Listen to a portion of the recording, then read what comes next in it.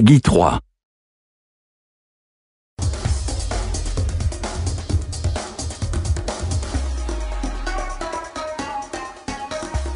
think there was a lot of limitations in our old collision system. It was very good, but it didn't allow us to do some things that were quite difficult. So a lot of times in FIFA 11 you'd get a situation where maybe two players are running into one another, and because there's a lot of contacts between those two players, with the old system we had to pick one contact, which meant that we'd get a collision animation that did a great job of showing you that there was a collision, something happened, but maybe didn't take into account every little detail.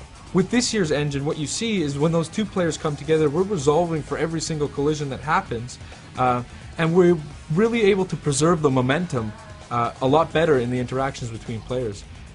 This looks fantastic when you get into the replay camera and you see all of the limbs and the parts bending and contorting as you would expect them to, like you would see on real-world TV. But it also translates into the telecam, where you really feel the difference of the game and you really feel that preservation of momentum. Another benefit that we get is we resolve a lot of our clipping issues in the game this year. In last year's system we didn't actually account for arm collisions at all, and you couldn't really tell in the telecam, but if you went into replay you would notice that arms could sometimes clip through a shoulder or clip through a back of your opponents. Well, this year we're resolving every single collision on every single limb of the players when they interact, and the results are quite astounding. One, you don't actually get the level of clipping that you got in last year's game, but two, you get tons of variety.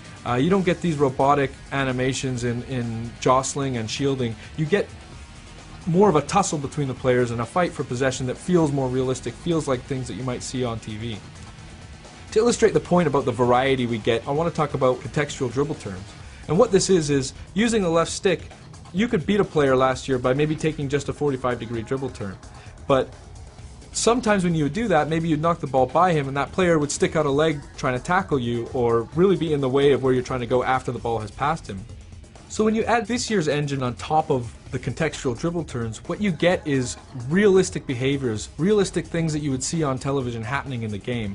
Like, for instance, a player knocking the ball by a defender, he sticks out a leg to tackle and the dribbler tries to jump out of the way, but he gets caught and he goes down.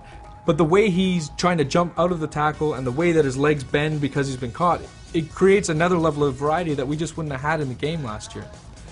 Further to that, what you can see now is sometimes a dribbler will knock the ball by a defender using one of these dribble turns, jump out of the way and gets caught, but just slightly, so he takes a small knock. And what you get is a little bit more of resilience from the player to take those small knocks and able to continue on and go after the ball. Now players like Messi can skip through those challenges, take a knock, bounce off of a tackle, and still continue on to really pursue the ball and continue the flow of the game. And it makes for a much more exciting experience, especially when you're on the ball with those good dribblers.